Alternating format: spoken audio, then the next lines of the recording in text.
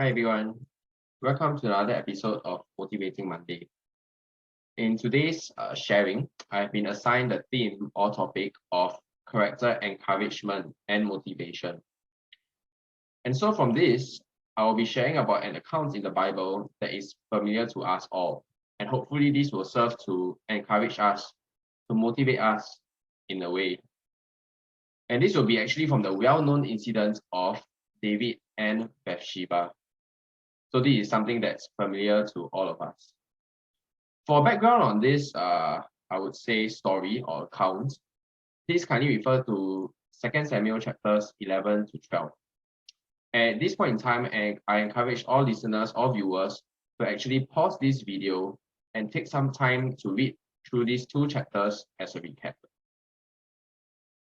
And so having done that, do consider, the setting and background of this whole incident, right? And many times when we read of these accounts, I think the spotlight is always on David, and quite rightly so, for we have so many lessons to learn from him. But for today's discussion on this episode of Motivating Monday, let's actually consider the prophet Nathan. Indeed, sometimes the call to speak the truth means speaking a harsh truth. And I think we see that happening in 2 Samuel chapter 12. Over here, we see David, God's chosen king, sin by having relations with another man's wife, Bathsheba. We know that she becomes pregnant, and David actually tries to cover up his sin. But when his first cover up doesn't work, he actually takes more drastic actions. And David eventually tells the leader of his army to make sure that Uriah, Bathsheba's husband, is killed in battle. We read of this in 2 Samuel chapter 11, verse 15. And he wrote in the letter, saying, "Set ye Uriah in the forefront of the hottest battle, and retire ye from him, that he may be smitten and die." And so as we read later on, God has something to say about David's abuse of power. And he actually sends the prophet Nathan to call David out, which Nathan does through a parable designed to show David how grave his crime truly was. And so for the focus and remaining of this Monday's sharing, we'll be looking at 2 Samuel chapter 12, verses 1 to 14, which hopefully you have also just read as a recap. So let's answer a few questions as we try to analyze this incident and understand both parties' perspectives. Right. Our first question: why was Nathan sent? We see in verse 1 that he was sent. I would say that David's sin displeased God.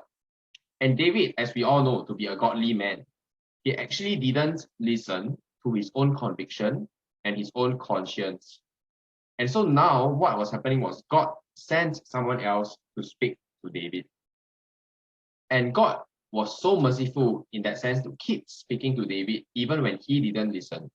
He didn't listen to his own conviction, to his own conscience, and now God was using Nathan the prophet as an instrument to speak to David once more.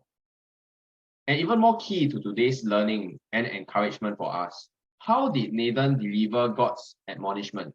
Right, we read of that in the first 4 verses. To summarize, I would say wisdom and courage, these two factors were key to get his message through to David. When you talk about harsh truths, you always need these two factors. It was common in those days to keep a lamb as a pet.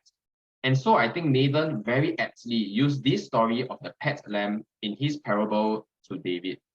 That was a good show of wisdom.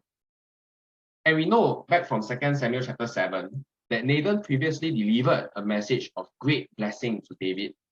So David knew that Nathan was not a negative critic, but a friend. And this made David more receptive to the message of the story. So let us all keep that in mind, right? How Nathan had made use of this established relationship with David, as well as how he delivered his message.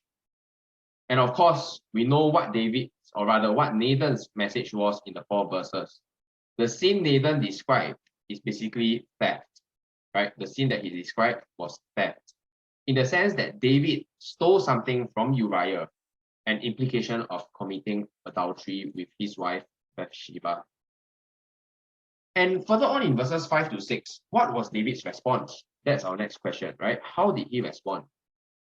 So now also looking from David's perspective, he showed that we often try to get rid of our guilty conscience by passing judgment on someone else. That is something that's quite natural and actually easy to do or to facilitate. In fact, he was so affected by his own guilt that he commanded a death sentence for Nathan's hypothetical case.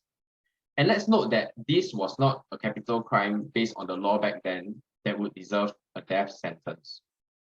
And so from David's response, it showed that he too knew that true repentance means restitution. He also had to restore something to the man he took something from. And finally, Nathan let the bomb drop, if I may, in verse 7, when he said, "You are the man." So Nathan was applying the parable with alarming simplicity, right? He shocked David into seeing his sin for what it was. And finally, in verses 10 through to 14, at the end of this passage, Nathan delivers God's punishment to David. And so from this sharing on this Motivating Monday, what are some learning points we can take home with us very quickly from Nathan the prophet and this incident, this interaction he had with King David? Let's be aware that there are always multiple perspectives to any single incident, so long as it involves two or even more people. So let's always take the time to study and appreciate them, whether it be from the Bible or whether it be real life examples.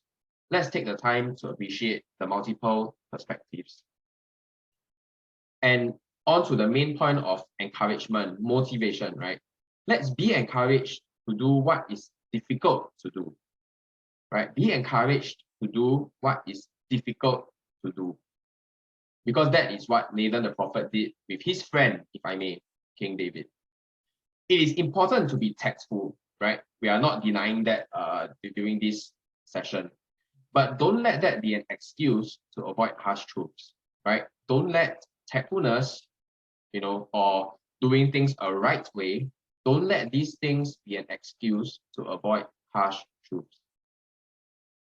Though on that note, do consider factors, right, such as the method of delivery, the condition of the recipients, and our relationship with the recipients, as well as many other things that you might be able to think of. Right? Do also consider these things, because we see from the short sharing of Nathan and David's perspective that these things were all considered. Lastly, always keep our motive in mind, right? What is our motive in, revealing this harsh truth per se, right? Is it for the greater good of our loved ones? Because we always have to remember that we've God first in our lives.